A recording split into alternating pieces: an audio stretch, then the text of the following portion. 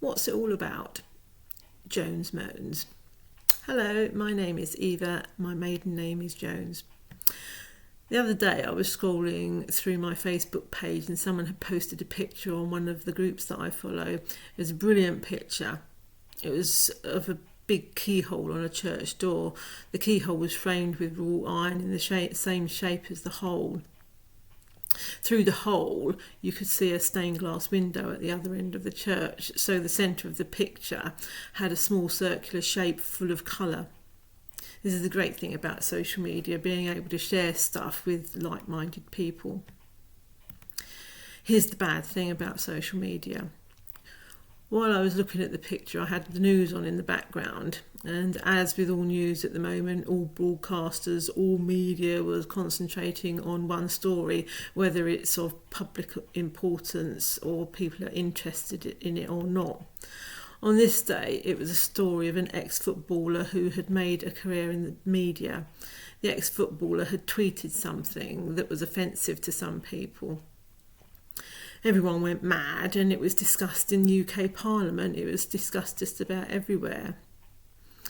I commented on the picture of the keyhole and said what a brilliant picture it was. I then commented on the news playing in the background while I was typing and made a rude comment about ex-footballers managing to make news headlines. I ended with making a comment, "I think the world's gone mad. More pictures of church doors, please."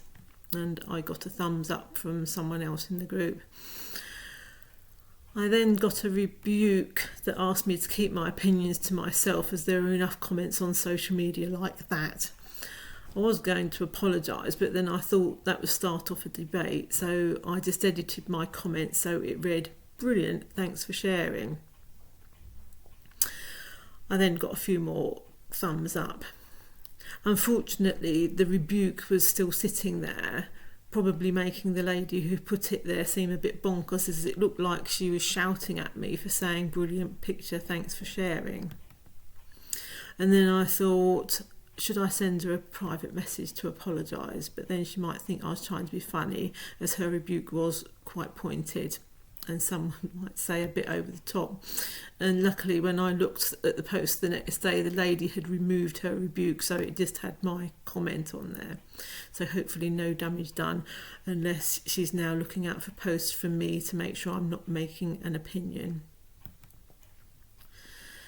I'm recording this video on the 16th of March 2023.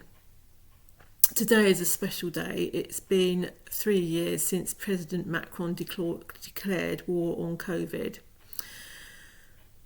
There was a lot of stuff going on in the world at the time. I thought war on COVID was a bit of an excuse for a few people to start throwing their toys out their prams. I did say to someone, only a bloke would get away with that, declaring war on a virus so he could lock people up in case he got really ill, iller than everyone else, which is what happens if you're a bloke. I got a load of stick over that. That was early days. When lockdowns became a reality, I started to object publicly, and the public opinion was completely against mine. So I started to pay attention to the announcements coming from the French president. I live and work in France. I also started to follow announcements being made by Boris Johnson. To be honest, I did think the world had gone quite mad, but didn't want to say so publicly. Everyone was petrified of this virus. Personally, I've come out of the war on COVID relatively unscathed, apart from people thinking I'm round the bend. I don't know anyone who's died from COVID. I understand it was a bad virus. I had a friend who was very ill. He's in his mid-70s, and it was one of those moments when the world stopped for a short while for his wife and his close friends. He got over COVID, and he's actually now holidaying somewhere. I know several people who have had to give up their trade or professions because they've refused to have the COVID vaccinations. I know people who have lost their business. I know people who have lost loved ones in the last few years and not been able to say goodbye to them due to the restrictions.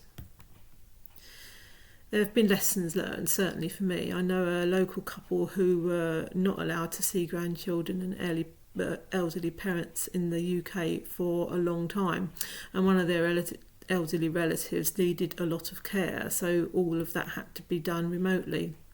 They had a business here that was brought to a halt due to COVID, and in addition to that, Brexit restrictions. At the start of the Ukraine war, where most people were just trying to get over the restrictions, and there was Brexit going on at the time, causing a lot of problems. This couple, who had had a very bad time, started fundraising in France and in the UK.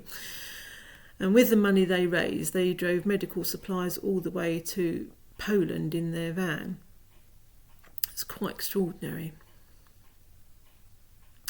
Maybe as it's been 3 years since the declaration of war on COVID, we should start peace talks. Or is it going to be a permanent elephant in the room? Are we still at war with COVID? There is a COVID review being held in the UK at the moment. We've been told that the people in charge of the review will cast its nets very wide. Bet it won't. Bet it will be an ongoing cover-up with no one from the public being consented about the content. Bet it will be still going on when there's another pandemic. Bet no one will ever be held to account. This is what Jones Moans is all about. This is my experience of living through the war of COVID. I think they use the term my truth. I'm supposed to say at this point, please subscribe and click on the bell. What would be rather jolly good is instead to make your own videos of your own truth and tell your own story, because no one else is going to tell it for you. Use social media for something useful instead of all the warmongering that goes on. I'm recording this video on the 16th of March 2023. Bet there will be some great rugby this weekend. Thank you for watching.